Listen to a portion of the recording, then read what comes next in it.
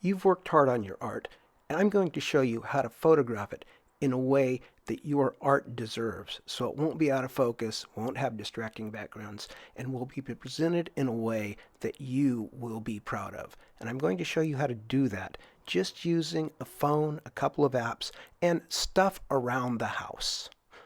The first thing you want to do is find somewhere where the light is nice, where the light is not direct, but it's coming in from the side. That way, you don't have to stand directly over it and cast shadows. And you want to get relatively close as you can, and fill the frame and make it look as square as you can. What do I mean by square? Well, imagine you lay your artwork on the ground. And imagine a pyramid appears right above it, and you put your camera or your lens, the center of your lens on your phone, right at the point of that pyramid. It means that everything will be the same distance away, and it will come out pretty square. Maybe you've got something so big that you have to lean it against a wall. That can be a problem because if you're not careful with your camera placement, your picture won't look square unless you actually made a square book. It can end up like this. What you want to do is imagine that pyramid again and line up your piece of art as square as you can get it. It may not be quite perfect, but if it's pretty darn close, it's going to be okay. I'll show you how to fix it using an app in your phone. Snapseed from Google is a free app that lets you manipulate photos on your phone.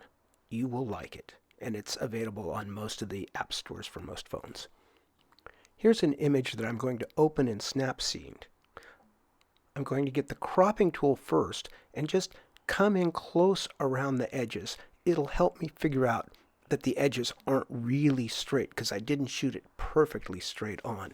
But once I get close, I can hit the little checkbox and it's closer. Now I'm going to get the perspective tool, and that allows me to kind of grab the corners and mush them around. It's very intuitive, so that I can line them up with the edges of the frame. I don't have to worry about the edges. I'm going to get rid of those later, but I'm going to get it as square looking as I can, and then I'll hit the little checkbox down there, and then I'll get the cropping tool again, and I'll crop in to get rid of the junk around the edges. And when I get it all done, I hit the checkbox, and I'll be able to export it to my camera roll or wherever I need to. But what about 3D art? Well, I photographed this ceramic bowl in the same place I photographed the fish drawing at the beginning. And I don't hate it, but the tile in my kitchen just is not particularly pretty, although the light coming through that side window is rather nice. So I tried laying it on a piece of white paper that we had, and I think that looks a little bit better, although I'm not sure I love the brightness of the white paper. So I put it on a throw that we had on the couch. I didn't even have to go look for this. It's just a solid color. It's not super high museum quality, but I think it helps that piece of ceramic stand out a little better. Freestanding art, of course, can be its own issue. This just sitting on the carpet certainly doesn't look very attractive, does it? So I found a piece of white poster board that I had laying around, but I could have used the back of a poster off of the wall or something just to have a nice clean background. And notice I've got that book down there. I'm going to use that to hold my camera steady because I do not want to jiggle at all. So I got down at the level of the artwork. I held my camera on top of the book, well, my phone, and I tried to get reasonably close and photograph this. And because it's 3D, it's always good to rotate things and try a couple of different angles. Sometimes it's tough to tell when you're shooting which is going to be the best angle. And because the dark cloth works so well for the ceramic piece, I thought I would try it for this as well. It's not really black, it's dark gray. And because I care, I also cropped my image later.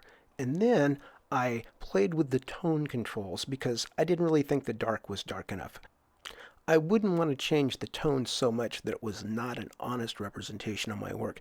Just like if I had a drawing, I wouldn't want to tweak the contrast so that if someone saw my picture and then saw the actual piece of artwork, they'd wonder what the heck was going on. So I think it's important to be honest, but it's also important to present your work in the best light you can.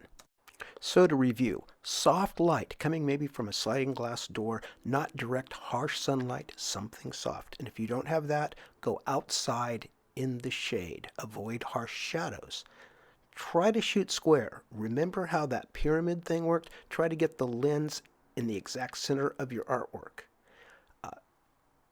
Think about the background, especially if you're shooting 3D art. A piece of paper, a poster that you can use the back of, maybe a blanket as long as it's a solid color.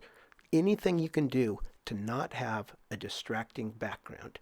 Then use an app to crop your images so that you get the most out of them. Crop out all the junk on your square art, and then be stable. Don't jiggle. If you can rest your phone or camera on a book or anything at all to keep it from wobbling, your pictures will be sharper.